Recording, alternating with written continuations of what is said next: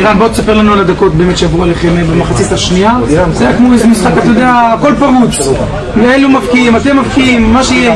כן, לשמחתנו הצלחנו להבקיע בתחילת המחצית השנייה, ואוטומטית בראש, קשה לשלוט על זה. אתה הולך אחורה כי אתה רוצה לנצח את המשחק. היינו מסוכנים במתפרצות, אבל אני שמח שהיינו מושמעים ונלחמנו ושמרנו על הגול היקר הזה. מחצית שנייה התחלת לשחק לבד, מעביר שחקנים, בועט, מוסר, היית הכי טוב במגרש שלו.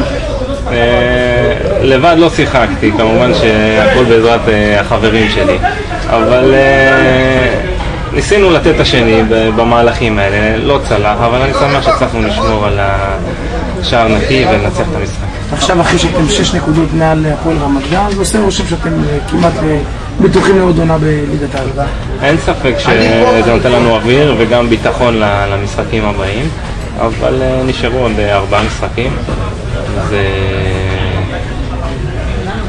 זה הרבה משחקים, ואנחנו צריכים עוד ניצחון או 2 בשביל להבטיח וגם להישאר בכיף, בלי לחץ של המחזורים הבאים. אירן, איך אתה רואה אלי כהן, בבקשה, טעות. בעצם הקבוצה השתפרה מאז שהגעת. אין ספק שבחצי העונה השנייה התחלנו קצת לצבור יותר נקודות, ואין ספק שזה יותר כיף לכולם.